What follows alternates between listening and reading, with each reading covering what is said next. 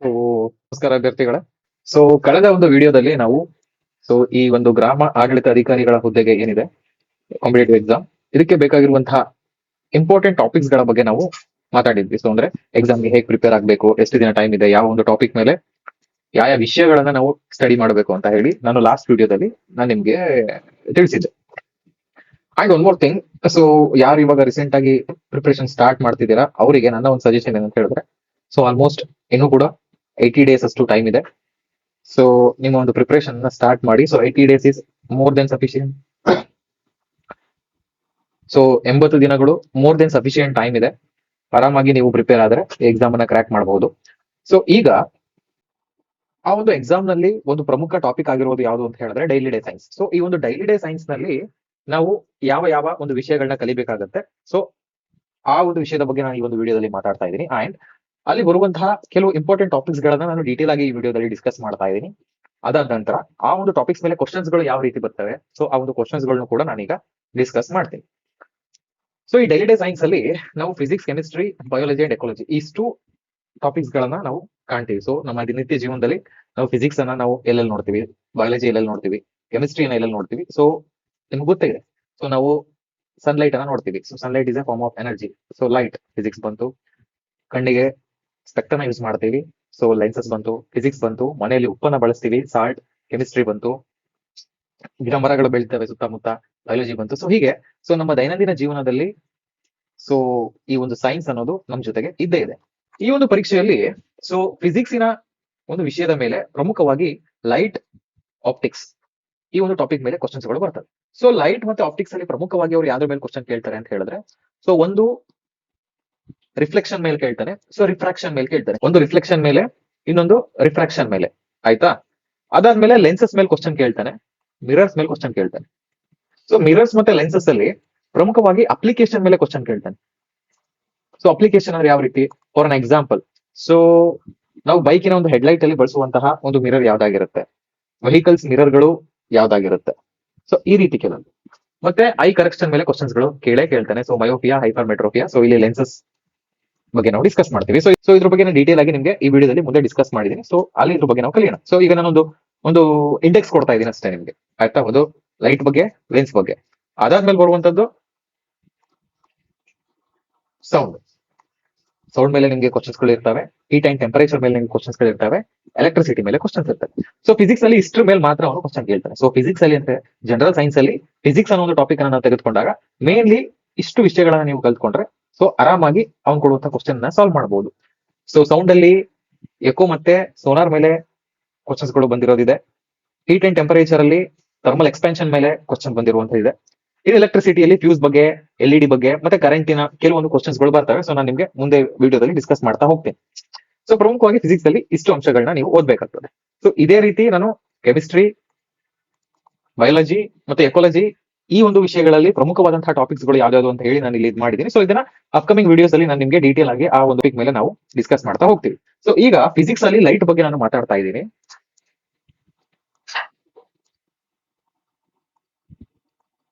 So light, okay. Physics ಅಲ್ಲಿ ಪ್ರಮುಖವಾಗಿ ಬರುವಂತಹದ್ದು light. So light ಅಂದ್ರೆ ಏನು? ಸೊ ಲೈಟ್ ಅಂದ್ರೆ ಅದೊಂದು ಫಾರ್ಮ್ ಆಫ್ ಎನರ್ಜಿ, ಆಯ್ತಾ. ಸೊ ಲೈಟ್ ಅಂದ್ರೆ ಏನು? ಅದೊಂದು ಎನರ್ಜಿಯ ಒಂದು ರೂಪ ಅಂತ ಹೇಳ್ಬೋದು. ಇದ್ರ ಪ್ರಾಪರ್ಟೀಸ್ ಏನು, ಸೊ ಇದ್ರ ಗುಣಗಳೇನು ಅಂತ ಕೇಳ್ತೀವಿ. ಸೊ ಲೈಟ್ ನ ಗುಣಗಳು ಏನು ಅಂತ ಹೇಳಿದ್ರೆ, ಸೊ ಲೈಟ್ ಯಾವಾಗ್ಲೂ ಒಂದು ಸ್ಟ್ರೈಟ್ ಲೈನ್ ಅಲ್ಲಿ ಟ್ರಾವೆಲ್ ಆಗತ್ತಂತ, ಅರ್ಥ ಆಯ್ತಾ. ಸೊ ಲೈಟ್ ಯಾವಾಗ್ಲೂ ಸ್ಟ್ರೇಟ್ ಲೈನ್ ಅಲ್ಲಿ ಟ್ರಾವೆಲ್ ಆಗುತ್ತೆ, ಒಂದೇ ಪಾಯಿಂಟ್.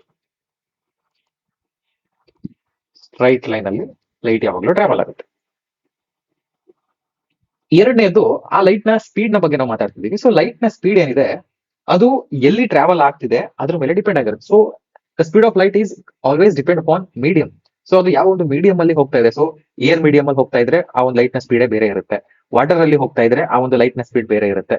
ಸೊ ಗ್ಲಾಸ್ ಅಲ್ಲಿ ಟ್ರಾವೆಲ್ ಮಾಡ್ತಾ ಇದ್ರೆ ಅವಾಗ್ಲೇ ಅದರ ಒಂದು ಸ್ಪೀಡ್ ಬೇರೆ ಇರುತ್ತೆ. ಸೊ ಅದರ ಒಂದು ಸ್ಪೀಡ್ ಏನಿರುತ್ತೆ ಮೀಡಿಯಂ ಮೇಲೆ ಡಿಪೆಂಡ್ ಆಗಿರುತ್ತೆ. So speed of light is always depend on medium.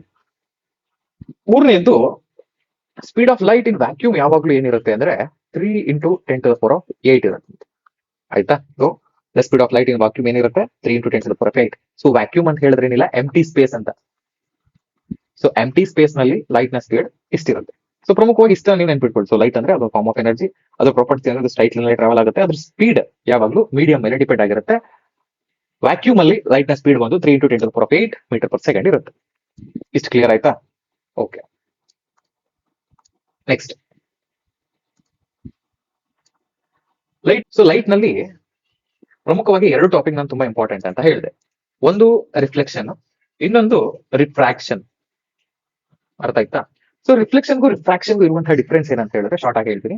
So ಒಂದು ಲೈಟ್ ರೇ ಬಂತು, ಆ ಒಂದು ಲೈಟ್ ರೇ ಆ ಒಂದು ಸರ್ಫೇಸಿಗೆ ಹಿಟ್ ಆಗಿ ಅದೇ ಮೀಡಿಯಂಗೆ ವಾಪಸ್ ಹೋದ್ರೆ ಇದನ್ನ ನಾವು ರಿಫ್ಲೆಕ್ಷನ್ ಅಂತ ಕರಿತೀವಿ. ಅದೇ ಒಂದು ಲೈಟ್ ಬಂದು ಸರ್ಫೇಸಿಗೆ ಹಿಟ್ ಆದ ನಂತರ ವಾಪಸ್ ಅದೇ ಮೀಡಿಯಂಗೆ ಹೋಗದೆ ಬೌನ್ಸ್ ಬ್ಯಾಕ್ ಆಗದೆ ಮುಂದಿನ ಮೀಡಿಯಂಗೆ ಪಾಸ್ ಆಯ್ತು ಅಂದ್ರೆ, ಸೊ ಇಲ್ಲಿ ಏರ್ ಇತ್ತು, ಸೊ ಏರ್ ಇಂದ ಸೀದಾ ವಾಟರ್ ಒಳಗಡೆ ಹೋಯ್ತು ಏರ್ ಲೈಟ್. ಸೊ ಇದನ್ನ ನಾವು ರಿಫ್ರಾಕ್ಷನ್ ಅಂತ ಕರಿತೀವಿ. ಇಷ್ಟೇ difference. The bouncing back of light ray from the surface ಇದ್ರೆ ಅದನ್ನ ನಾವು ರಿಫ್ಲೆಕ್ಷನ್ ಅಂತ ಕರಿತೀವಿ. ಸೊ ಬೌನ್ಸ್ ಬ್ಯಾಕ್ ಆಗದೆ ಆ ಒಂದು ಮೀಡಿಯಂ ಒಳಗಡೆನೆ ಆ ಲೈಟ್ ಟ್ರಾವೆಲ್ ಮಾಡಿದ್ರೆ ಸೊ ಅದನ್ನ ರಿಫ್ರಾಕ್ಷನ್ ಅಂತ ಕರಿತೀವಿ. ಸೊ ಈಗ ರಿಫ್ಲೆಕ್ಷನ್ ಬಗ್ಗೆ ನಾನು ಮಾತಾಡೋದಾದ್ರೆ, ಸೊ ಈ ರಿಫ್ಲೆಕ್ಷನ್ ಅಲ್ಲಿ ಎರಡು ಅಂಶಗಳನ್ನ ನೀವು ನೆನ್ಪಿಡ್ಕೋಬೇಕಾಗುತ್ತೆ. ಒಂದೇನು ಅಂತ ಹೇಳಿದ್ರೆ, ಸೊ ಈ ಟಾರ್ಚ್ ಇಂದ ಏನ್ ಲೈಟ್ ಬರ್ತಾ ಇದೆ, ಸೊ ಈ ಟಾರ್ಚ್ ಅನ್ನ ನಾವು ಸೋರ್ಸ್ ಆಫ್ ಲೈಟ್ ಅಂತ ಕರಿತೀವಿ. ಸೊ ಲೈಟ್ ನ ಒಂದು ಮೂಲ. ಸೊ ಲೈಟ್ ರೇ ಈ ಟಾರ್ಚ್ ಇಂದ ಬಂತು, ಸೀದಾ ಬಂತದ್ದು ಈ ಒಂದು ಸರ್ಫೇಸ್ಗೆ ಇನ್ಸಿಡೆಂಟ್ ಆಯ್ತು. So this is surface. ಆಯ್ತಾ? ಸರ್ಫೇಸ್ಗೆ ಹಿಟ್ ಆದ ತಕ್ಷಣ ಆ ಒಂದು ಲೈಟ್ ಸರ್ಫೇಸ್ ಒಳಗಡೆ ಹೋಗ್ಲಿಲ್ಲ. ಸೊ ಹೀಗೆ ಹೋಗ್ಲಿಲ್ಲ, ಅದು ಅದೇನಾಯ್ತು, ಆ ಸರ್ಫೇಸ್ ಇಂದ ವಾಪಸ್ ಏರಿಗೆನೆ ಬೌನ್ಸ್ ಬ್ಯಾಕ್ ಆಯ್ತು. ಅರ್ಥ ಆಯ್ತಾ? ಸೊ ಇಲ್ಲಿ ಇನ್ಸಿಡೆಂಟ್ ರೇ, ರಿಫ್ಲೆಕ್ಟೆಡ್ ರೇ, ಮತ್ತೆ ಈ ಪ್ಲೇನ್ ಅಂತಿದೆ ಇದು, ಇದಿಷ್ಟು ಕೂಡ ಒಂದೇ ಸೈಡ್ ನಲ್ಲಿ ಇದೆ. ಅರ್ಥ ಆಯ್ತಾ? Incident ray, reflected ray, plane drawn to the surface, ಈ ಮೂರು ಕೂಡ ಒಂದೇ ಸೈಡ್ ಇರುತ್ತೆ. ಎರಡನೆಯದು ದ ಆಂಗಲ್ ಆಫ್ ಇನ್ಸಿಡೆಂಟ್ ಏನಿರುತ್ತೆ, ಸೊ ಇದನ್ನ ನಾವು ಆಂಗಲ್ ಆಫ್ ಇನ್ಸಿಡೆಂಟ್ ಅಂತ ಕರಿತೀವಿ. ದ ಆಂಗಲ್ ಆಫ್ ಇನ್ಸಿಡೆಂಟ್ ಏನಿರುತ್ತೆ ಇದು ದ ಆಂಗಲ್ ಆಫ್ ರಿಫ್ಲೆಕ್ಷನ್ ಗೆ ಈಕ್ವಲ್ ಇರುತ್ತೆ. ಸೊ ಇಲ್ಲಿಂದ ಇಲ್ಲಿಗಿರುವಂತಹ ಆಂಗಲ್ ಇದು ಇನ್ಸಿಡೆಂಟ್ ಆಂಗಲ್, ಇದು ರಿಫ್ಲೆಕ್ಟೆಡ್ ಆಂಗಲ್ ಗೆ ಈಕ್ವಲ್ ಇರುತ್ತೆ. ಸೊ ಇದ್ರ ಮೇಲೆ ಕ್ವಶನ್ ಕೇಳೋದು ಅವನು. ಸೊ ಇದ್ರ ಮೇಲೆ ಎಷ್ಟು ಸಿಂಪಲ್ ಕ್ವಶನ್ ಕೇಳ್ತಾನೆ, ಆದ್ರೂ ತುಂಬಾ ಜನ ತಪ್ಪು ಮಾಡಿ ಬರ್ತೀರಾ. ಯಾಕೆ ಅಂತ ಹೇಳಿದ್ರೆ ಅವನು ಆಂಗಲ್ ನ ಮೆನ್ಷನ್ ಮಾಡುವಾಗ ಯಾವ ಒಂದು ಏರಿಯಾಗೆ ಸಂಬಂಧಪಟ್ಟ ಹಾಗೆ, ಯಾವ ಒಂದು ಸರ್ಫೇಸಿಗೆ ಸಂಬಂಧಪಟ್ಟ ಹಾಗೆ ಅವನು ಮೆನ್ಷನ್ ಮಾಡಿದ್ದಾನೆ ಅನ್ನೋದನ್ನ ನೋಡಲ್ಲ. ಸೊ ಕ್ವಶನ್ ಯಾವ ರೀತಿ ಇರುತ್ತೆ ಅಂತ ಹೇಳಿದ್ರೆ ನೋಡಿ ಇಲ್ಲಿ. ಸೊ ಇದು ಕ್ವಶನ್ ಹೋಗಿಂತ ಮುಂಚೆ ಕ್ಲಿಯರ್ ಆಯ್ತಲ್ವಾ? So light angle of incident ಏನಿರುತ್ತೆ ಅದು ಆಂಗಲ್ ಆಫ್ ರಿಫ್ಲೆಕ್ಷನ್ ಗೆ ಈಕ್ವಲ್ ಇರುತ್ತೆ. ಸೊ ಇದು ಕ್ಲಿಯರ್ ಆಯ್ತು ಅಂದ್ರೆ ನಿಮ್ಗೆ ಕ್ವಶನ್ ಈಸಿ ಆಗುತ್ತೆ. ಸೊ ಕ್ವಶನ್ ಯಾವ ರೀತಿ ಇರುತ್ತೆ ಅಂದ್ರೆ, ಓಕೆ, ಕ್ವಶನ್ ಬಂದು ಈ ರೀತಿ ಇರುತ್ತೆ. ಸೊ ನೋಡಿ, ಒಂದು ಲೈಟ್ ರೇ ಸ್ಮೂತ್ ಸರ್ಫೇಸ್ ಗೆ ಹಿಟ್ ಆಗಿದೆ ಅಂತೆ. Light ray hit the smooth surface, polished surface at an angle 30° to the surface. So question twist ಇರೋದೇ ಇಲ್ಲಿ. ಸೊ ಅವನು 30° ಯಾವ್ದಕ್ಕೆ ಸಂಬಂಧಪಟ್ಟಾಗೆ ಅಂತ ಕೊಟ್ಟಿದ್ದಾನೆ ಅನ್ನೋದನ್ನ ನೋಡಲ್ಲ. ಸೊ ನೀವೇನ್ ಮಾಡ್ತೀರಾ, ಸೊ ಒಂದು ಡಯಾಗ್ರಾಮ್ ಹಾಕ್ತೀರಾ. ಸೊ ಒಂದು ಲೈಟ್ ರೇ ಇತ್ತಂತೆ, ಹಿಟ್ ಆಯ್ತಂತೆ, ಸೊ ರಿಫ್ಲೆಕ್ಟ್ ಆಯ್ತಂತೆ. ಸೊ ಇದೊಂದು ನಾರ್ಮಲ್ ಡ್ರಾ ಮಾಡ್ತೀರಾ. ಸೊ ಈ ನಾರ್ಮಲ್ ಡ್ರಾ ಮಾಡಿದ್ಮೇಲೆ ನೀವೇನ್ ಹೇಳ್ತೀರಾ, 30° ಅಂತ ಹೇಳಿದ್ರೆ ಸೊ ಇಲ್ಲೂ ಕೂಡ 30° ಹಾಕ್ತೀರಾ. 30° ಇಲ್ಲ ಆಗಿದೆ ಅಂದ್ಮೇಲೆ ರಿಫ್ಲೆಕ್ಷನ್ ಕೂಡ 30° ಆಗಿರ್ಬೇಕು ಅಂತ ಹೇಳಿ ಆಪ್ಷನ್ ಟಿಕ್ ಮಾಡಿ ಬರ್ತೀರಾ. ಸೊ ಕ್ವಶನ್ ಕೇಳಿರೋದು ಅವನೇನು, ಆ ಒಂದು 30° ಆಂಗಲ್ ಸರ್ಫೇಸ್ ಗೆ ಸಂಬಂಧಪಟ್ಟ ಹಾಗೆ. ಅರ್ಥ ಆಯ್ತಾ? ಸರ್ಫೇಸ್ ಅಂದ್ರೆ ಯಾವುದು, ಇದು ಸರ್ಫೇಸ್ ಆಗಿರುತ್ತೆ. Okay, so this is the surface. So light ray ಬಂದು ಇನ್ಸಿಡೆಂಟ್ ಆಯ್ತು, ಇನ್ಸಿಡೆಂಟ್ ಆದ್ಮೇಲೆ ರಿಫ್ಲೆಕ್ಷನ್ ಆಯ್ತು. ಸೊ ಇದನ್ನ ನಾವು ಒಂದು ನಾರ್ಮಲ್ ಲೈನ್ ಡ್ರಾ ಮಾಡ್ತೀವಿ ಹೀಗೆ. ಸೊ ಔಟ್ಪುಟ್ ಇರೋದು ಇದು 30° ಅಂತ ಹೇಳಿ. ಅರ್ಥ ಆಯ್ತಾ? ಇದು 30° ಅಂತಲ್ಲ. ಓಕೆ, ಸೊ ಇದು 30° ಆಗಿ ಫಾರ್ಮೇಶನ್ ಆಗಿದೆ. So they are asking what is the angle of reflection angle ಏನು ಅಂತ ಕೇಳ್ತಿದ್ದಾರೆ. ಸೊ ನಮ್ಗೊಂದು ರೂಲ್ಸ್ ಗೊತ್ತಿದೆ. ಸೊ ಲೈಟ್ ಮತ್ತೆ ಈ ಸರ್ಫೇಸ್ ಏನು ನಾರ್ಮಲ್ ಡ್ರಾ ಮಾಡ್ತೀವಲ್ಲ, ಸೊ ಇದು ಯಾವಾಗ್ಲೂ ಕೂಡ 90° ಆಂಗಲ್ ನ ಫಾರ್ಮ್ ಮಾಡುತ್ತೆ. ಸೊ ಇದನ್ನ ನಾನು ಪಿಕ್ಟೋರಿಯಲಿ ನಿಮ್ಗೆ ನಾನು ಹೇಳೋದಾದ್ರೆ, ಜಸ್ಟ್ ಎ ಸೆಕೆಂಡ್, ನಾನು ನಿಮ್ಗೆ ಚಿತ್ರ ತೋರಿಸಿ ನಿಮ್ಗೆ ಹೇಳ್ತೀನಿ, ನಾನು ಎಕ್ಸ್ಪ್ಲೈನ್ ಮಾಡ್ತೀನಿ. ಸೊ ಈಸಿ ಆಗತ್ತಾಗತ್ತೆ ನಿಮ್ಗೆ.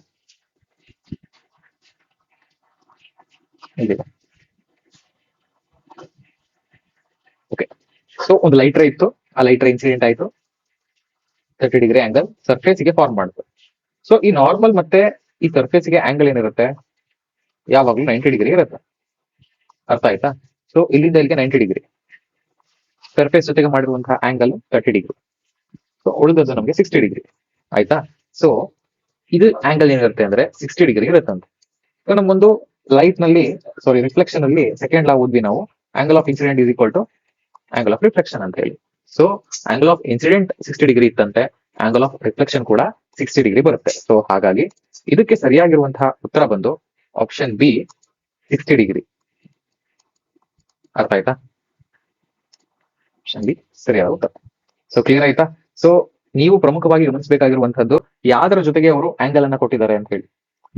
ಓಕೆನಾ? ಸೊ ನೀವು ವಿತ್ ಸರ್ಫೇಸ್ ಕೊಟ್ಟಿದಾರ ಅಥವಾ ವಿತ್ ಆಂಗಲ್ ಆಫ್ ಇನ್ಸಿಡೆಂಟ್ ಅಂತ ಹೇಳಿ ನಾರ್ಮಲ್ ಇಂದ ಕೊಟ್ಟಿದ್ದಾರೆ ಅನ್ನೋದನ್ನ ಗಮನಿಸಿಕೊಂಡು ಕ್ವಶನ್ ಸಾಲ್ವ್ ಮಾಡಿದ್ರೆ ಸೊ ಈಸಿಯಾಗಿ ಸಾಲ್ವ್ ಆಗುತ್ತೆ. ಸೊ ಇದು ಒಂದು ಕ್ಲಿಯರ್ ಆಯ್ತು. ಓಕೆ, ತುಂಬಾ ಕ್ವಶನ್ಸ್ ಇದೆ. ನಾನು ಕ್ವಶನ್ಸ್ ಬಗ್ಗೆ ನಿಮ್ಗೆ ಕಾನ್ಸೆಪ್ಟ್ ಹೇಳ್ತಾ ನಾನು ಆ ಕ್ವಶನ್ಸ್ ಗಳನ್ನ ಸಾಲ್ವ್ ಮಾಡ್ತಾ ಹೋಗ್ತೀನಿ. ಸೊ ಈಗ ನಿಮ್ಗೆ ಲೈಟ್ ಅಂದ್ರೆ ಗೊತ್ತಾಯ್ತು, ಲೈಟ್ ಅಲ್ಲಿ ರಿಫ್ಲೆಕ್ಷನ್ ಬಗ್ಗೆ ಗೊತ್ತಾಯ್ತು. ಸೊ ಈಗ ಮಿರರ್ಸ್ ಬಗ್ಗೆ ನಾವು ಸ್ವಲ್ಪ ಮಾತಾಡೋಣ. ಸೊ ಮಿರರ್ಸ್ ಬಗ್ಗೆ ಸ್ವಲ್ಪ ಮಾತಾಡೋಣ. ಸೊ ಮಿರರ್ಸ್ ಅಲ್ಲಿ ಕ್ವಶನ್ಸ್ ಗಳು ಯೂಶಿಯಲಿ ಬರ್ತವೆ. ಸೊ ಎಲ್ಲಿ ಬರ್ತವೆ ಅಂತ ಹೇಳಿದ್ರೆ ಅಪ್ಲಿಕೇಶನ್ಸ್ ಆಫ್ ಮಿರರ್ ಮೇಲೆ ಅವರು ಕ್ವಶನ್ ಅನ್ನ ಕೇಳ್ತಾರೆ. ಅರ್ಥ ಆಯ್ತಾ? ಸೊ ಮಿರರ್ಸ್ ಅಲ್ಲಿ ಅಪ್ಲಿಕೇಶನ್ ಮೇಲೆ ಕ್ವಶನ್ಸ್ ಬರ್ತವೆ, ಅದರಲ್ಲೂ ಸ್ಪಿರಿಕಲ್ ಮಿರರ್ಸ್ ಅಲ್ಲಿ ಬರ್ತವೆ. ಸೊ ಸ್ಪಿರಿಕಲ್ ಮಿರರ್ಸ್ ಅಂದ್ರೆ ಏನು? ಸೊ ಅದರಲ್ಲಿ ಏನೇನು ಟೈಪ್ಸ್ ಇದೆ ಐ ವಿಲ್ ಎಕ್ಸ್ಪ್ಲೈನ್. ನೋಡಿ, ಮಿರರ್ ಅಂದ್ರೆ ಏನು ಇಲ್ಲ, ಒಂದು ಪ್ಲೇನ್ ಗ್ಲಾಸ್ ಅನ್ನ ಒಂದು ಸೈಡ್ ಅನ್ನ ಕಂಪ್ಲೀಟ್ಲಿ ನಾವು ಪಾಲಿಶ್ ಮಾಡಿದ್ರೆ ಆ ಒಂದು ಗ್ಲಾಸ್ ಮೇಲೆ ಬೀರುವಂತಹ ಎಲ್ಲಾ ಲೈಟ್ಗಳು ಕೂಡ ಕಂಪ್ಲೀಟ್ ಆಗಿ ರಿಫ್ಲೆಕ್ಟ್ ಆಗ್ತಾ ಹೋಗ್ತವೆ. ಅರ್ಥ ಆಯ್ತಾ? ಇದನ್ನ ನಾವು ಮಿರರ್ ಅಂತ ಕರಿತೀವಿ. ಸೊ ಮಿರರ್ ಅಂದ್ರೆ ಒಂದು plane surface of a glass body, ಅದರಲ್ಲಿ ಒಂದು ಪಾರ್ಟ್ ಆಫ್ ದ ಗ್ಲಾಸ್ ಏನಿರುತ್ತೆ ಕಂಪ್ಲೀಟ್ಲಿ ಪಾಲಿಶ್ಡ್ ಆಗಿರುತ್ತೆ. ಸೊ ಲೈಟ್ ಅದರೊಳಗಡೆ ಪೆನೆಟ್ರೇಟ್ ಆಗ್ಲಿಕ್ಕೆ ಆಗೋದಿಲ್ಲ. ಸೊ ತನ್ನ ಮೇಲೆ ಬೀಳುವಂತಹ ಎಲ್ಲಾ ಲೈಟು ಕೂಡ ರಿಫ್ಲೆಕ್ಟ್ ಆಗಿ ವಾಪಸ್ ಹೋಗುತ್ತೆ. ಸೊ ಅದನ್ನ ನಾವು ಮಿರರ್ ಅಂತ ಕರಿತೀವಿ, ಪ್ಲೇನ್ ಮಿರರ್ ಅಂತ ಕರಿತೀವಿ. ಸೊ ಅದೇ ಮಿರರ್ ಸ್ವಲ್ಪ ಬೆಂಡ್ ಆಗಿದ್ರೆ ಈ ರೀತಿ ಅಥವಾ ಈ ರೀತಿ ಬೆಂಡ್ ಆಗಿದ್ರೆ ಅದನ್ನ ನಾವು ಸ್ಪೆರಿಕಲ್ ಮಿರರ್ ಅಂತ ಕರಿತೀವಿ. ಸೊ ಈ ಸ್ಪೆರಿಕಲ್ ಮಿರರ್ ಅಲ್ಲಿ ಎರಡು ರೀತಿ ಇದೆ, ಒಂದು ಕಾನ್ಕೇವ್ ಅಂತ ಹೇಳಿ, ಇನ್ನೊಂದು ಕಾನ್ವೆಕ್ಸ್ ಅಂತ ಹೇಳಿ. ಸೊ ಕಾನ್ಕೇವ್ ಅಂದ್ರೇನು, ಕಾನ್ವೆಕ್ಸ್ ಅಂದ್ರೇನು, ಸೊ ಇದರ ಮಿರರ್ ಗಳನ್ನ ನಾವು ಎಲ್ಲೆಲ್ಲಿ ಯೂಸ್ ಮಾಡ್ತೀವಿ ಅಂತ ಹೇಳಿ ನಾನು ನಿಮ್ಗೆ ಎಕ್ಸ್ಪ್ಲೈನ್ ಮಾಡ್ತಾ ಹೋಗ್ತೀನಿ. ಸೊ ನೋಡಿ, ಸ್ಪೆರಿಕಲ್ ಮಿರರ್ಸ್ ಅಲ್ಲಿ ಎರಡು ಅಂತ ಹೇಳಿದೆ, ಒಂದು ಕಾನ್ಕೇವ್ ಇನ್ನೊಂದು ಕಾನ್ವೆಕ್ಸ್. ಕಾನ್ಕೇವ್ ಅಂತ ಹೇಳಿದ್ರೆ ರಿಫ್ಲೆಕ್ಟಿಂಗ್ ಸರ್ಫೇಸ್ ಇನ್ವರ್ಸ್ ಇರುತ್ತೆ. ಸೊ ನೋಡಿ, ಇದು ರಿಫ್ಲೆಕ್ಟಿಂಗ್ ಸರ್ಫೇಸ್ ಆಗಿರುತ್ತೆ, ಅಂದ್ರೆ ಇಲ್ಲಿ ಬಿದ್ದಂತಹ ಲೈಟ್ ಅನ್ನ ಅದು ರಿಫ್ಲೆಕ್ಟ್ ಮಾಡ್ತಾ ಇರುತ್ತೆ. ಇಲ್ಲಿ ಬಿದ್ದಂತಹ ಲೈಟ್ ಅನ್ನ ಅದು ರಿಫ್ಲೆಕ್ಟ್ ಮಾಡ್ತಾ ಇರುತ್ತೆ. ಸೊ ಔಟರ್ ಸರ್ಫೇಸ್ ಪಾಲಿಶ್ಡ್ ಆಗಿರುತ್ತೆ. ಇದನ್ನ ನಾವು ಕಾನ್ಕೇವ್ ಅಂತ ಕರಿತೀವಿ. ಇನ್ನೊಂದು ಬರುತ್ತೆ ಕಾನ್ವೆಕ್ಸ್ ಅಂತ ಹೇಳಿ. ಸೊ ಕಾನ್ವೆಕ್ಸ್ ಅಲ್ಲಿ ಔಟರ್ ಸರ್ಫೇಸ್ ಏನಿರುತ್ತಲ್ಲ ಇದು ರಿಫ್ಲೆಕ್ಟಿಂಗ್ ಸರ್ಫೇಸ್ ಆಗಿರುತ್ತೆ. ಇದರ ಒಳಗಡೆ ಇರುವಂತದ್ದು ಪಾಲಿಶ್ಡ್ ಆಗಿರುತ್ತೆ. ಸೊ ಈಗ ಮಿರರ್ಸ್ ಬಗ್ಗೆ, ಈ ಸ್ಪೆರಿಕಲ್ ಮಿರರ್ಸ್ ಅಲ್ಲಿ ಪ್ರಮುಖವಾಗಿ ನಾವು ಕೇಳೋದೇನು, ಅಪ್ಲಿಕೇಶನ್ಸ್.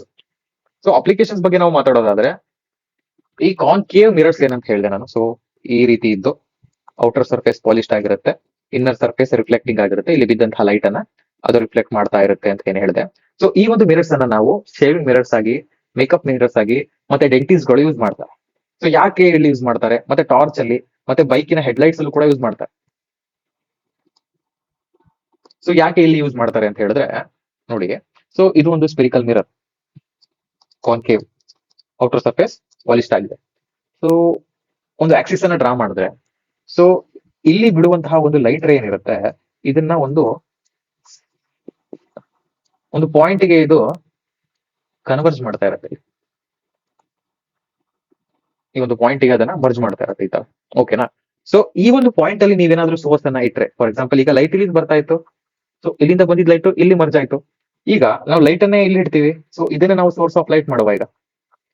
ಸೊ ಆಗ ಆ ಲೈಟ್ ಹೀಗೋಗಿ ಬೌನ್ಸ್ ಆಗಿ ಹೀಗೋಗುತ್ತಾ, ಹೀಗೋಗಿ ಇಲ್ಲಿಂದ ರಿಫ್ಲೆಕ್ಟ್ ಆಗಿ ಹೀಗೋಗುತ್ತಾ. ಸೊ ಏನಾಯ್ತು, ಒಂದು ಸ್ಮಾಲ್ ಸೋರ್ಸ್ ಆಫ್ ಲೈಟ್ ಅನ್ನ ನಾವು ಪ್ಲೇಸ್ ಮಾಡಿದ್ರಿಂದ ಸೊ ಅದರ ಒಂದು ರೇಸ್ಗಳು ತುಂಬಾ ದೊಡ್ಡದಾಗಿ ಹೋಗ್ತಾ ಇದೆ.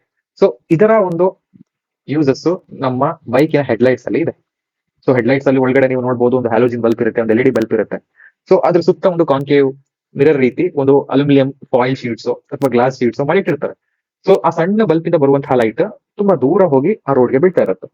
ಸೊ ಇಲ್ಲಿ ಇದರ ಒಂದು ಅಪ್ಲಿಕೇಶನ್ ಬಂತು. ಸೊ ಕ್ವಶನ್ ಕೇಳಬಹುದು, ಸೊ ಬೈಕಿನ ಹೆಡ್ಲೈಟ್ಸ್ ಗಳಲ್ಲಿ ಯೂಸ್ ಮಾಡುವಂತಹ ಒಂದು ಮಿರರ್ ಯಾವ್ದಾಗಿರುತ್ತೆ, ಕಾನ್ಕೇವ್, ಕಾನ್ವೆಕ್ಸ್ ಅಥವಾ ಪ್ಲೇನ್, ಈ ರೀತಿ ಕ್ವಶನ್ ಕೇಳಬಹುದು. ಸೊ ನೀವೇನ್ ಮಾಡಿ ಎಕ್ಸಾಂಪಲ್ಸ್ ಗಳನ್ನ ನೆನ್ಪಿಟ್ಕೊಳ್ಳಿ. ಸೊ ಕಾನ್ಕೇವ್ ಇಲ್ಲಿ ಎಕ್ಸಾಂಪಲ್ಗೆ ಈ ಒಂದು ಅಪ್ಲಿಕೇಶನ್ಸ್ ಯಾವ್ಯಾವ ಬರ್ತವೆ ಅಂತ ಹೇಳಿದ್ರೆ, ಒಂದು ಶೇವಿಂಗ್ ಮಿರರ್ಸ್ ಅಂತ ಬರ್ತದೆ, ಡೆಂಟಿಸ್ಟ್ ಗಳು ಯೂಸ್ ಮಾಡುವಂತಹ ಮಿರರ್ಸ್ ಗಳು ಬರ್ತದೆ, ಮತ್ತೆ ಬೈಕಿನ ಹೆಡ್ಲೈಟ್ ಅಲ್ಲಿ, ಟಾರ್ಚ್ ಅಲ್ಲಿ, ಮತ್ತೆ ಸೋಲಾರ್ ಲೈಟ್ ಅನ್ನ ಕನ್ವರ್ಜ್ ಮಾಡ್ಲಿಕ್ಕೂ ಕೂಡ ಇದನ್ನ ಯೂಸ್ ಮಾಡ್ತಾರೆ. ಫಾರ್ ಎಕ್ಸಾಂಪಲ್ ಈಗ ಒಂದು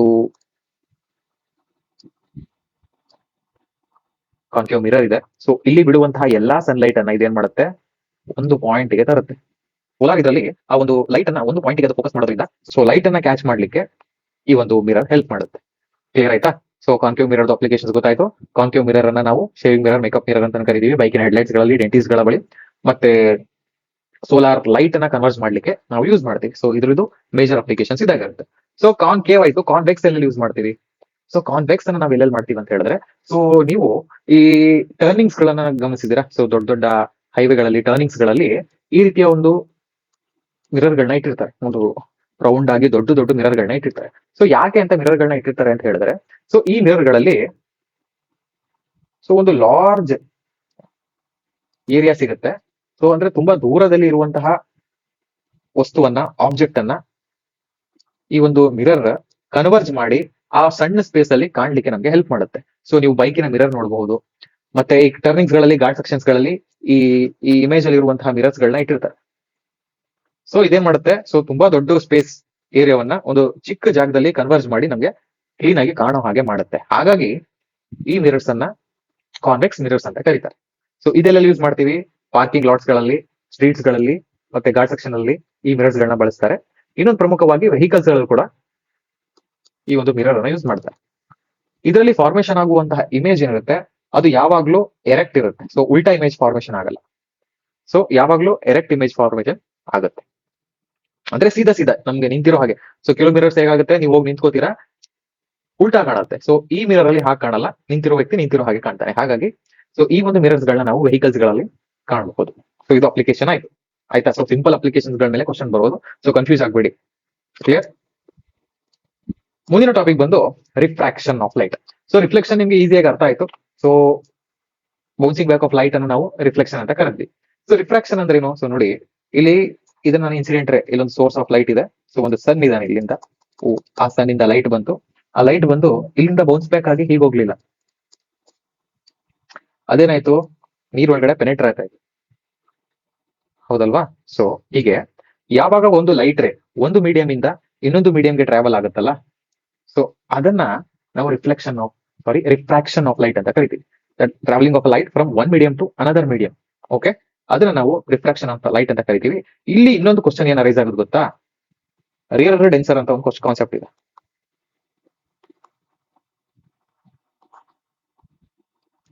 ಸೊ ಈ ರೇರರ್ ಮೀಡಿಯಂ ಅಂದ್ರೆ ಏರ್ ಮೀಡಿಯಂ ಅಂತ ನೀವು ಅರ್ಥ ಮಾಡ್ಕೊಳ್ಳಿ.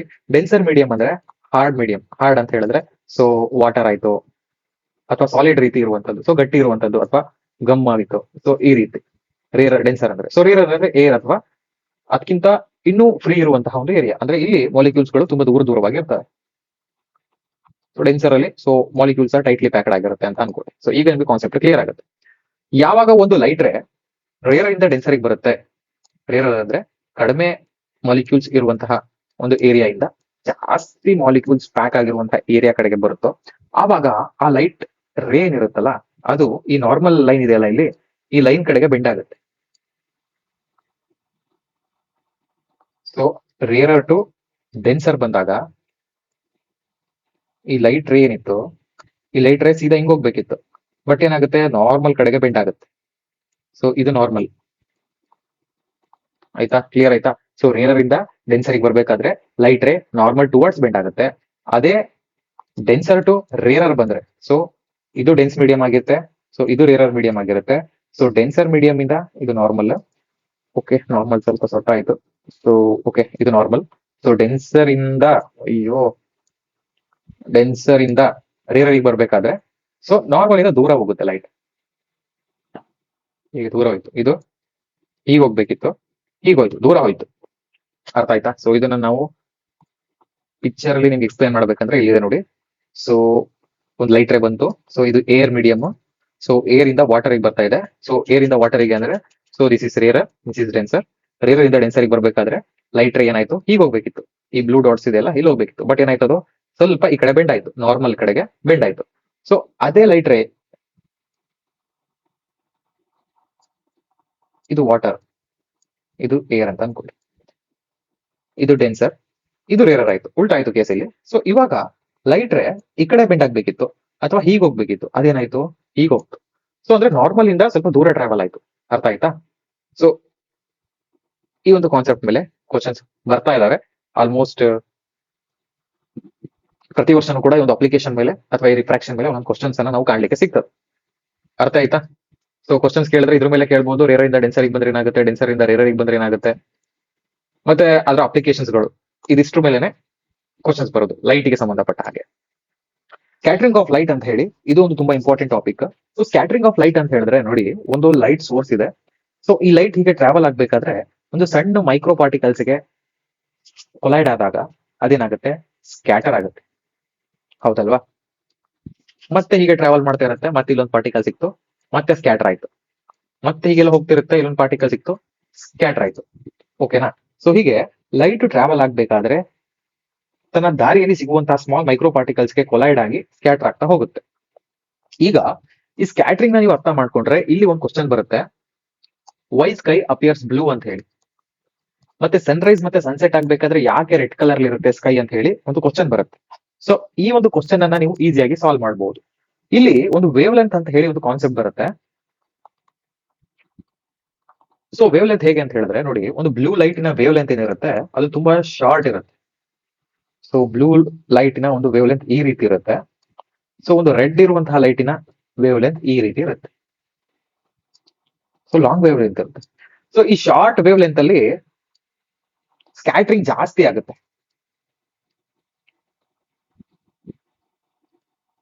ಓಕೆನಾ? ಬಟ್ ಈ ಲಾಂಗ್ ವೇವ್ ಲೆಂತ್ ಅಲ್ಲಿ ಸ್ಕ್ಯಾಟರಿಂಗ್ ಕಡಿಮೆ ಆಗುತ್ತೆ. ಕಡಿಮೆ, ಇಲ್ಲಿ ಸ್ಕ್ಯಾಟರಿಂಗ್ ಜಾಸ್ತಿ.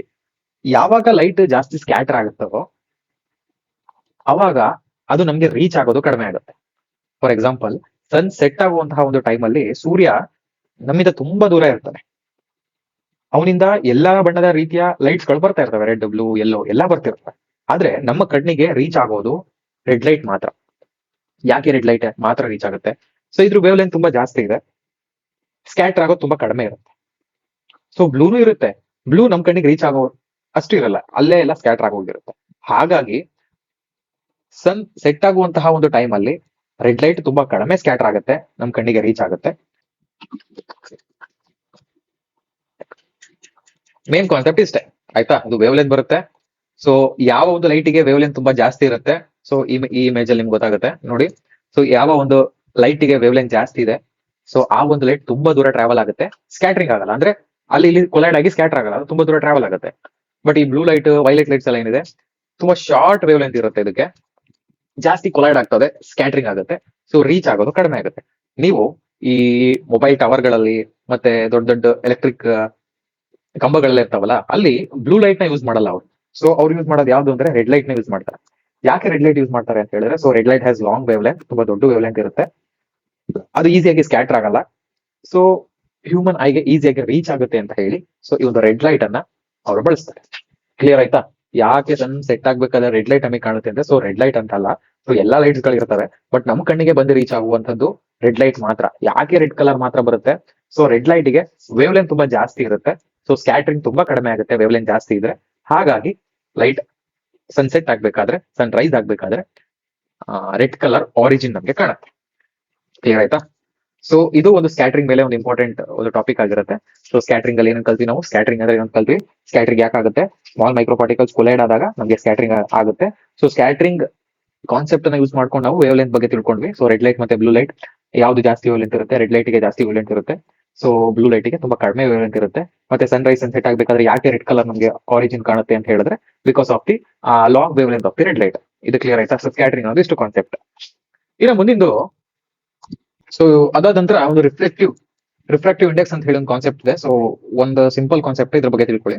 ಸೊ ರಿಫ್ಲೆಕ್ಟಿವ್ ಇಂಡೆಕ್ಸ್ ಅನ್ನು ನಾವು ಎನ್ ಇಂದ ಡಿನೋಟ್ ಮಾಡ್ತೀವಿ. ಸೊ ಎನ್ ಇಂದ, so C is speed of light in vacuum and we is the speed of light in the medium ಅಂತ ಹೇಳಿ. ಅರ್ಥ ಆಯ್ತಾ? ಸಿ ಅಂದ್ರೆ speed of light in the vacuum. Vacuum ಅಲ್ಲಿ ಸ್ಪೀಡ್ ಎಷ್ಟು ಲೈಟ್? 3 × 10⁻⁸ ಮೀಟರ್ ಪರ್ ಸೆಕೆಂಡ್ ಇರುತ್ತೆ.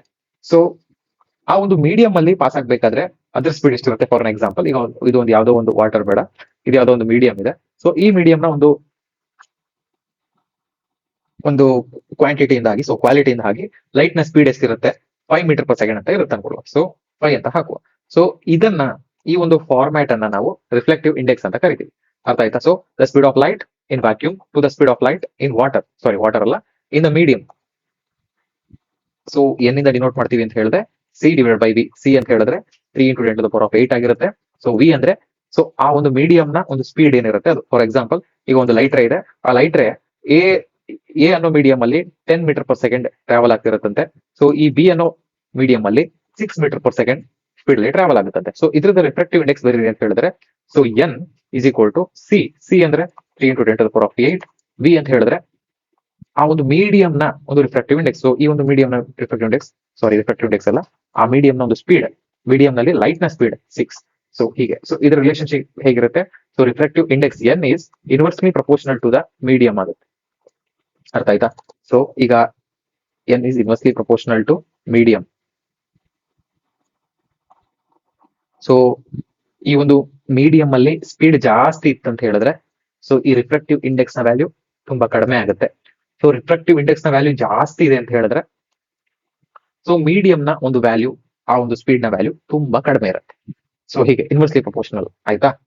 Okay. So ಕೆಲವು questions ಗಳನ್ನ ನೋಡುವ ಈಗ ನಾವು. So which type of mirror is used by a dentist to see the magnified image of the teeth are used as a shaving mirror? So ನಾನು ಅವಾಗಲೇ ನಿಮ್ಗೆ ಹೇಳಿದೆ, ಸೊ ಮಿರರ್ಸ್ ಮೇಲೆ ನಿಮ್ಗೆ ಕ್ವಶನ್ಸ್ ಬರುತ್ತೆ ಅಂತ ಹೇಳಿ. ಸೊ ನೋಡಿ, ಇದು ಲಾಸ್ಟ್ ಟೈಮ್ ಬಂದಿರುವಂತಹ ಒಂದು ಕ್ವಶನ್. ಸೊ ಡೆಂಟಿಸ್ಟ್ ಗಳು ಮತ್ತೆ ಶೇವಿಂಗ್ ಮಿರರ್ಸ್ ಆಗಿ ನಾವು ಯಾವ್ದನ್ನ ಯೂಸ್ ಮಾಡ್ತೀವಿ ಅಂತ ಕೇಳಿದ್ದಾರೆ. ಸೊ ಡೆಂಟಿಸ್ಟ್ ಗಳು ಮತ್ತೆ ಶೇವಿಂಗ್ ಅಲ್ಲಿ ನಾವು ಯೂಸ್ ಮಾಡುವಂತಹ ಮಿರರ್ ಯಾವ್ದಾಗಿರುತ್ತೆ? ಕಾನ್ಕೇವ್ ಮಿರರ್ ಆಗಿರುತ್ತೆ. ಯಾಕೆ ಕಾನ್ಕೇವ್ ಮಿರರ್ ಆಗಿರುತ್ತೆ ಅಂತ ಹೇಳಿದ್ರೆ so see this is the concave mirror. One side polish ಆಗಿರುತ್ತೆ. ಸೊ ಲೈಟ್ ರೇ, ಸೊ ಒಂದು ನಾರ್ಮಲ್ ಡ್ರಾ ಮಾಡುವ. ಸೊ ಒಂದು ಲೈಟ್ ರೇ ಏನ್ ಬರುತ್ತೆ, ಅದು ಒಂದು ಪಾಯಿಂಟ್ ಅಲ್ಲಿ ಮೀಟ್ ಆಗುತ್ತೆ. ಎಲ್ಲಾ ಒಂದು ರೇಸ್ ಗಳನ್ನ ಒಂದು ಪಾಯಿಂಟ್ ಗೆ ಅದು ತಂದು ಮೀಟ್ ಮಾಡಿಸುತ್ತೆ. ಓಕೆನಾ? ಸೊ ಇದೇ ಒಂದು ಪಾಯಿಂಟ್ ಅನ್ನು ನಾವು ಸೋರ್ಸ್ ಆಗಿ ಇಟ್ಟಾಗ ಸೊ ಅದು ತುಂಬಾ ದೊಡ್ಡದಾಗಿ ನಮ್ಗೆ ಕ್ಲಿಯರ್ ಆಗಿ ಕಾಣ್ಲಿಕ್ಕೆ ಸ್ಟಾರ್ಟ್ ಆಗುತ್ತೆ. ಹಾಗಾಗಿ ಸೊ ಈ ಒಂದು ಮಿರರ್ಸ್ ಅನ್ನ ಡಾಕ್ಟರ್ಸ್ ಗಳು ಮತ್ತೆ ಶೇವಿಂಗ್ ಮಿರರ್ಸ್ ಆಗಿ ನಾವು ಯೂಸ್ ಮಾಡ್ತೀವಿ. ಕ್ಲಿಯರ್ ಆಯ್ತಾ? ಸೊ ಕಾನ್ಕೇವ್ ಮಿರರ್ಸ್ ಏನ್ ಪ್ರಾಪರ್ಟೀಸ್ ಅಂತ ಹೇಳಿದ್ರೆ ಸೊ ಅದರಲ್ಲಿ ಫಾರ್ಮೇಶನ್ ಆಗುವಂತಹ ಇಮೇಜಸ್ ಗಳು ನೇರವಾಗಿರ್ತವೆ. ಅಂದ್ರೆ ಉಲ್ಟಾ ಶೇಪ್ ಅಲ್ಲಿ ಇಮೇಜಸ್ ಗಳು ಫಾರ್ಮೇಶನ್ ಆಗೋದಿಲ್ಲ. ತುಂಬಾ ಮ್ಯಾಗ್ನಿಫೈಡ್ ಆಗಿ ಕಾಣುತ್ತೆ ನಮ್ಗೆ. ಸೊ ಡೆಂಟಿಸ್ಟ್ ಗಳು ಸಣ್ಣ ಮಿರರ್ಸ್ ಗಳನ್ನ ಯೂಸ್ ಮಾಡಿ ನಮ್ಮ ಟೀತ್ ಅನ್ನ ನೋಡಿದಾಗ ಸೊ ಅವರಿಗೆ ತುಂಬಾ ಮ್ಯಾಗ್ನಿಫೈ ಆಗಿ ಆ ಒಂದು ಇಮೇಜ್ ಕಾಣುತ್ತೆ. ಸೊ ಮ್ಯಾಗ್ನಿಫೈಡ್ ಆಗಿರುತ್ತೆ. ಸೊ ಮತ್ತೆ ಇದ್ರ ಅಪ್ಲಿಕೇಶನ್ ಗಳು ಬರ್ತಿದ್ದೀವಿ ಇಲ್ಲಿ. ಸೊ ಸರ್ಚಿಂಗ್ ಟಾರ್ಚಸ್ ಗಳಲ್ಲಿ, ಸೊ ಸರ್ಚಿಂಗ್ ಟಾರ್ಚಸ್ ಅಲ್ಲಿ, ಸೋಲಾರ್ ಫರ್ನೈಸ್ ಅಲ್ಲಿ, ಕಾರ್ ಹೆಡ್ಲೈಟ್ಸ್ ಅಲ್ಲಿ ಈ ಒಂದು ಕಾನ್ಕೇವ್ ಮಿರರ್ಸ್ ಅನ್ನ ನಾವು ಯೂಸ್ ಮಾಡ್ತೀವಿ. ಸೊ ಇನ್ನೊಂದು ಕ್ವಶನ್ ನೋಡುವ. ಇಲ್ಲಿ ನೋಡಿ, ಅದೇ ಕ್ವಶನ್ ಬಂದಿದೆ. ಸೊ ಅದರ ರಿಲೇಶನ್ಶಿಪ್ ಮೇಲೆ ಒಂದು ಕ್ವಶನ್ ಬಂದಿದೆ. What is the relation between the reflective index and medium of the speed? So ನಾನು ಆಗ್ಲೇ ಹೇಳಿದೆ, ರಿಫ್ಲೆಕ್ಟಿವ್ ಇಂಡೆಕ್ಸ್ ಅನ್ನು ನಾವು ಎನ್ನಿಂದ ಡಿನೋಟ್ ಮಾಡ್ತೀವಿ. ಸೊ ರಿಫ್ಲೆಕ್ಟಿವ್ ಇಂಡೆಕ್ಸ್ ನ ಎನ್ನಿಂದ ಡಿನೋಟ್ ಮಾಡಿ ಅದು ಮೀಡಿಯಂ ನ ಒಂದು ಸ್ಪೀಡ್ ಗೆ ಇನ್ವರ್ಸ್ಲಿ ಪ್ರಪೋರ್ಷನಲ್ ಆಗಿರುತ್ತೆ. So directly proportional, inversely proportional, they are equal, they are no relationship. So reflective index is inversely proportional to the speed of the medium. So ಹಾಗಾಗಿ speed of light in the medium inversely proportional, option B ಆಗಿರುತ್ತೆ. So ನಿಮ್ಗೆ ಇದು ಗೊತ್ತಿದ್ರೆ, ಈ formula ಗೊತ್ತಿದ್ರೆ ಇಂಥ question ಗಳು solve ಆಗುತ್ತೆ. So n is equal to c by b, where the value of c is 3 × 10⁸ ಆಗಿರುತ್ತೆ. ಸೊ ವಿ ಅಲ್ಲಿ ಅಂದ್ರೆ ಸೊ ಆ ಒಂದು ಮೀಡಿಯಂ ನಲ್ಲಿ ಆ ಲೈಟ್ ನ ಸ್ಪೀಡ್ ಎಷ್ಟಿರುತ್ತೆ ಅನ್ನೋದನ್ನ ನಾವು ಕ್ಯಾಲ್ಕುಲೇಟ್ ಮಾಡಬೇಕಾಗುತ್ತೆ. ಓಕೆನಾ? ಸೊ ಮುಂದಿನ ಪ್ರಶ್ನೆ, ಒಂದು ಈಜುಕೊಳ ಅದರ ನಿಜವಾದ ಅಳತೆಗಿಂತ ಕಡಿಮೆ ಆಳವಾಗಿ. ಓಕೆ, ಏನಂತ ಹೇಳಿದಂದ್ರೆ ಸೊ ಈ ಒಂದು ಬಕೀಟ್ ಅಲ್ಲಿ ನೀರನ್ನ ನೀವು ಒಂದ್ಸತಿ ನೋಡಿ. ಸೊ ಟಾಪ್ ಇಂದ ನಾವು ನೋಡಿದಾಗ ಸೊ ನಮ್ಗೆ ಅದ್ರ ಬಾಟಮ್ ತುಂಬಾ ಮೇಲ್ ಬಂದಿರೋ ಹಾಗೆ ಕಾಣ್ತಾ ಇರುತ್ತೆ, ಹೌದಲ್ವಾ? ಅಂಡ್ ಅದೇ ರೀತಿ ಕೆಲವು ಸ್ವಿಮ್ಮಿಂಗ್ ಪೂಲ್ಸ್ ಗಳಲ್ಲಿ ಕೂಡ ಹಾಗೆ ಅದರ ಬಾಟಮ್ ತುಂಬಾ ಮೇಲಿರೋ ಹಾಗೆ ಕಾಣ್ತಾ ಇರುತ್ತೆ. ಸೊ ಇದು ಯಾವ ಒಂದು ಫಿನೋಮಿನಾ ಇಂದ, ಸೊ ಯಾವ ಒಂದು ಲೈಟ್ ನ ಒಂದು ಫಿನೋಮಿನಾ ಇಂದ ಆಗುತ್ತೆ ಅಂತ ಕೇಳ್ತಿದ್ದಾರೆ. ಸೊ ಕಾರಣ ಏನು ಅಂತ ಕೇಳ್ತಿದ್ದಾರೆ. ಸೊ ರಿಫ್ಲೆಕ್ಷನ್ ಇಂದ ಅಂತೂ ಆಗಲ್ಲ. ಸೊ ರಿಫ್ಲೆಕ್ಷನ್ ಅಂದ್ರೆ ಏನು? ಸೊ ಬೌನ್ಸಿಂಗ್ ಬ್ಯಾಕ್, ಇಲ್ಲಿ ಬಂದಂತ ಲೈಟ್ ಹಿಟ್ ಆಗಿ ಬ್ಯಾಕ್ ಹೋಗುತ್ತೆ. ಸೊ ರಿಫ್ಲೆಕ್ಷನ್ ಇಂದ ಅದಂತೂ ಆಗ್ಲಿಕ್ಕೆ ಚಾನ್ಸೇ ಇಲ್ಲ. ಸೊ TIR ಬಗ್ಗೆ ನಾನು ನಿಮ್ಗೂ ಇನ್ನೂ ಮಾತಾಡಿಲ್ಲ. ಸೊ ಅದ್ರ ಬಗ್ಗೆ ನಿಮ್ಗೆ ನಾನು ಎಕ್ಸ್ಪ್ಲೇನ್ ಮಾಡ್ತೀನಿ. ಸ್ಕ್ಯಾಟರಿಂಗ್ ಆಫ್ ಲೈಟ್ ಅಂತೂ ಅಲ್ವೇ ಅಲ್ಲ. ಸ್ಕ್ಯಾಟರಿಂಗ್ ಆಫ್ ಲೈಟ್ ಅಂದ್ರೆ ಸೊ ಒಂದು ಲೈಟ್ ಟ್ರಾವೆಲ್ ಆಗ್ತಿತ್ತು, ಮಾಲಿಕ್ಯೂಲ್ಗೆ ಹಿಟ್ ಆಯ್ತು, ಆ ಮಾಲಿಕ್ಯೂಲ್ ಹಿಟ್ ಆಗಲ್ಲಿ ಸ್ಕ್ಯಾಟರ್ ಆಗುತ್ತೆ. ಸೊ ಅದಕ್ಕೂ ಇದಕ್ಕೂ ಸಂಬಂಧ ಇಲ್ಲ. ಸೊ ಉಳಿದಿದೆ ಯಾವ್ದು ಅಂತ ಹೇಳಿದ್ರೆ ರಿಫ್ರಾಕ್ಷನ್ ಬರುತ್ತೆ. ಸೊ ರಿಫ್ರಾಕ್ಷನ್ ಹೇಗೆ ಅಂತ ಹೇಳಿದ್ರೆ, ಫಾರ್ ಎಕ್ಸಾಂಪಲ್ ಈಗ ನೋಡಿ,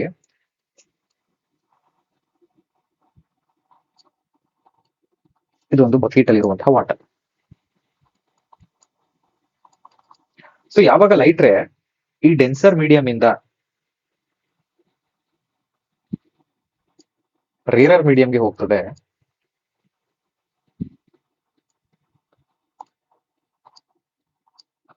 ಡೆನ್ಸರ್ ಮೀಡಿಯಂ ಇಂದ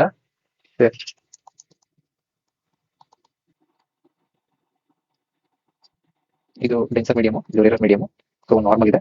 ಸೊ ಲೈಟ್ ರೇ ಈ ಡೆನ್ಸರ್ ಮೀಡಿಯಂ ಇಂದ ರೇರರ್ ಮೀಡಿಯಂಗೆ ಹೋಗ್ಬೇಕಾದ್ರೆ ನಾರ್ಮಲ್ ಇಂದ ದೂರ ಬೆಂಡ್ ಆಗುತ್ತೆ. ಓಕೆನಾ? ಸೊ ಈಗ ಹೋಗ್ಬೇಕಿಲ್ಲ ಲೈಟ್ ರೇ, ಈಗ ಬೆಂಡ್ ಆಯ್ತು, ನಾರ್ಮಲ್ ಇಂದ ದೂರ ಬೆಂಡ್ ಆಯ್ತು. ಸೊ ಬೆಂಡಿಂಗ್ ಆಫ್ ಲೈಟ್ ಆಯ್ತು. ಸೊ ಹೀಗಾಗಿ ಸೊ ಒಂದು ಆಬ್ಜೆಕ್ಟ್ ನ ಬಾಟಮ್ ಏನಿರುತ್ತೆ ಅದು ನಮಗೆ ಮೇಲ್ಗಡೆಯಿಂದ ಇಲ್ಲಿಂದ ವ್ಯೂ ವರೆಗೆ ಅದು ಬಾಟಮ್ ಮೇಲ್ ಬಂದ ಕಾಣುತ್ತೆ. ಸೊ ಏನು ಅರ್ಥ ಆಗಿಲ್ಲ ಅಂದ್ರೆ ಒಂದು ಮಾತ್ರ ಇಟ್ಕೊಳ್ಳಿ. ಸೊ ನೀರಿನ ಬಕೆಟ್ ಇರುವಂತಹ ಒಂದು ಬಾಟಮ್ ಆಗಿರ್ಬೋದು, ಸ್ವಿಮ್ಮಿಂಗ್ ಪೂಲ್ ಆಗಿರ್ಬೋದು, ಸೊ ಅದು ಬಾಟಮ್ ನಮಗೆ ಟಾಪ್ ಆಗಿ ಬಂದು ಕಾಣ್ತಾ ಇರುತ್ತೆ. ಯಾಕೆ ಹಾಗೆ ಕಾಣುತ್ತೆ ಅಂದ್ರೆ ಡ್ಯೂ ಟು ದ ರಿಫ್ಲೆಕ್ಷನ್ ಗೆಲ್ಲ ಫ್ರಾಕ್ಷನ್ ಗಾಗಿ. ಓಕೆನಾ? ಸೊ ರಿಫ್ರಾಕ್ಷನ್ ಗಾಗಿ ಆ ಒಂದು ಲೈಟ್ ಅದರ ಒಂದು ಬಾಟಮ್ಸ್ ಗಳು ಮೇಲ್ ಬಂದ ಕಾಣುತ್ತೆ. ಕ್ವಶನ್ ಇದೆ, ಇಲ್ಲೊಂದು ಕ್ವಶನ್ ಇದೆ. So when A light ray travels from optical rarer medium, so they are telling that rarer medium ಇಂದ. ಸೊ ಓಕೆ, ಎರಡು ಮೀಡಿಯಂ ಇದೆ. ಸೊ ಇದು ಒಂದು ರೇರರ್, ಡೆನ್ಸರ್ ಅಂದ್ರೆ ರೇರರ್ ಅಂದ್ರೆ ಇಯರ್, ಡೆನ್ಸರ್ ಅಂದ್ರೆ ಗ್ಲಾಸ್. ಓಕೆನಾ? ಸೊ ಏರ್ ಮೀಡಿಯಂ ಇಂದ ಗ್ಲಾಸ್ ಮೀಡಿಯಂಗೆ ಬರ್ತಾ ಇದೆ. ಸೊ ಇಲ್ಲಿ ಏನಾಗುತ್ತೆ ಅಂತ ಕೇಳ್ತಿದ್ದಾರೆ. ಸೊ ಸ್ಪೀಡ್ ಅಪ್ ಆಗುತ್ತಾ? ಸೊ ಆ ಒಂದು ಲೈಟ್ ರೇದ ಸ್ಪೀಡ್ ಈಗ ಒಂದು ಬಂತಿತ್ತು, ಲೈಟ್ ರೇ ಏರ್ ಇಂದ ಬರ್ತಾ ಇದ್ ಲೈಟ್ ರೇ ನಾರ್ಮಲ್. ಓಕೆ, ಇದ್ರ ಸ್ಪೀಡ್ ಡೆನ್ಸರ್ ಮೀಡಿಯಂ ಬಂದ ತಕ್ಷಣ ಕಡಿಮೆ ಆಗುತ್ತಾ ಜಾಸ್ತಿ ಆಗುತ್ತಾ? ಸೊ ನಾನು ಆಗ್ಲೇ ಹೇಳಿದೆ, ಡೆನ್ಸರ್ ಮೀಡಿಯಂ ಅಲ್ಲಿ ಮಾಲಿಕ್ಯೂಲ್ಸ್ ಗಳು ಜಾಸ್ತಿ ಇರ್ತವೆ. ಸೊ ಮಾಲಿಕ್ಯೂಲ್ ಗಳು ಜಾಸ್ತಿ ಇದ್ದಷ್ಟು ಸ್ಪೀಡ್ ಕಡಿಮೆ ಆಗ್ತದೆ. ಓಕೆನಾ? ಸೊ ಒಂದಂತೂ ಕನ್ಫರ್ಮ್ ಆಯ್ತು, ಸ್ಪೀಡ್ ಡಿಕ್ರೀಸ್ ಆಗುತ್ತೆ. ಹೌದಲ್ವಾ? ಸ್ಪೀಡ್ ಅಪ್ ಅಲ್ಲ, ಸ್ಲೋ ಡೌನ್ ಎರಡು ಆಪ್ಷನ್ ಉಳಿತು.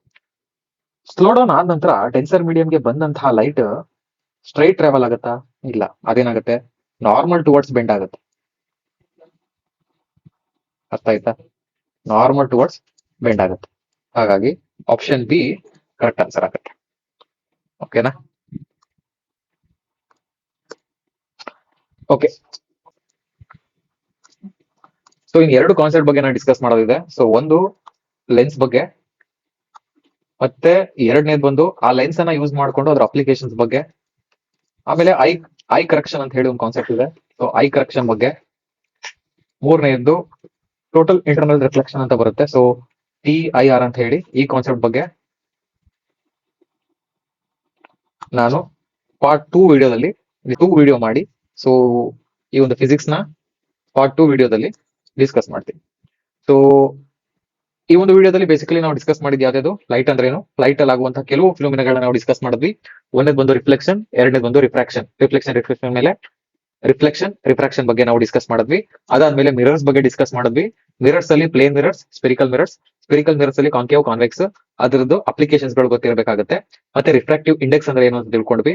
ಮತ್ತೆ rarer to denser medium light travel ಆದ್ರೆ ಏನಾಗುತ್ತೆ, denser to rarer medium light travel ಆದ್ರೆ ಏನಾಗುತ್ತೆ. ಸೊ ಬೆಂಡಿಂಗ್ ಆಫ್ ಲೈಟ್ ಯಾವ ರೀತಿ, ಸೊ ಇದ್ರ ಬಗ್ಗೆ ತಿಳ್ಕೊಂಡ್ವಿ. ಮತ್ತೆ ಸ್ಕ್ಯಾಟರಿಂಗ್ ಆಫ್ ಲೈಟ್ ಬಗ್ಗೆ ತಿಳ್ಕೊಂಡ್ವಿ. And colour wavelength, red ಮತ್ತೆ ಬ್ಲೂದು ವೇವ್ ಲೆಂತ್ ಬಗ್ಗೆ ತಿಳ್ಕೊಂಡ್ವಿ. ಸೊ ಇದಿಷ್ಟು ಒಂದು ಬೇಸಿಕ್ ಕಾನ್ಸೆಪ್ಟ್ ಆಫ್ ಫಿಸಿಕ್ಸ್ ಆಯ್ತಾ. ಸೊ ಪಾರ್ಟ್ 2 ವಿಡಿಯೋದಲ್ಲಿ ನಾವು ಲೆನ್ಸಸ್ ಗಳ ಬಗ್ಗೆ ಮಾತಾಡುವ, ಲೆನ್ಸಸ್ ನ ಅಪ್ಲಿಕೇಶನ್ಸ್ ಗಳ ಬಗ್ಗೆ ಮಾತಾಡುವ, ಐ ಕರೆಕ್ಷನ್ ಬಗ್ಗೆ ಮಾತಾಡುವ, ಮತ್ತೆ ಟೋಟಲ್ ಇಂಟರ್ನಲ್ ರಿಫ್ಲೆಕ್ಷನ್ ಬಗ್ಗೆ ಮಾತಾಡುವ. ಸೊ ಈ ಒಂದು TIR ನ ಅಪ್ಲಿಕೇಶನ್ಸ್ ಗಳು ಬರ್ತವೆ. ಸೊ ಯಾವ್ದು ಬರುತ್ತೆ, ಒಂದು ಆಪ್ಟಿಕಲ್ ಫೈಬರ್ ಬರುತ್ತೆ, ಮತ್ತೆ ಇನ್ನೊಂದು ಮಿರೇಜ್ ಅಂತ ಬರುತ್ತೆ. ಸೊ ಅದ್ರ ಬಗ್ಗೆ ನಾನು ಪಾರ್ಟ್ 2 ವಿಡಿಯೋದಲ್ಲಿ ಡಿಸ್ಕಸ್ ಮಾಡ್ತೇನೆ. ಸೊ ವಿಡಿಯೋ ಇಷ್ಟ ಆಗಿದ್ರೆ ಲೈಕ್ ಮಾಡಿ, ಇಲ್ಲಾಂದ್ರೆ ಡಿಸ್ಲೈಕ್ ಮಾಡಿ. ಅಂಡ್ ಹೇಳಿರುವಂತಹ ಕಾನ್ಸೆಪ್ಟ್ ನಿಮ್ಗೆ ಅರ್ಥ ಆಗ್ತಿದೆ ಅಂತ ಹೇಳಿ ಐದರ್ ಸೇ ಸಮಥಿಂಗ್, ಏನಾದ್ರು ಒಂದು ಕಮೆಂಟ್ ಸೆಕ್ಷನ್ ಅಲ್ಲಿ ಕಮೆಂಟ್ ಮಾಡಿ. ನಮ್ಮ ಒಂದು ಪ್ರಯತ್ನ ನಿಮ್ಗೆ ಏನಾದ್ರು ಹೆಲ್ಪ್ಫುಲ್ ಆಗ್ತಾ ಇದೆ ಕಮೆಂಟ್ ಸೆಕ್ಷನ್ ಅಲ್ಲಿ ಮೆನ್ಷನ್ ಮಾಡಿ. So thank you.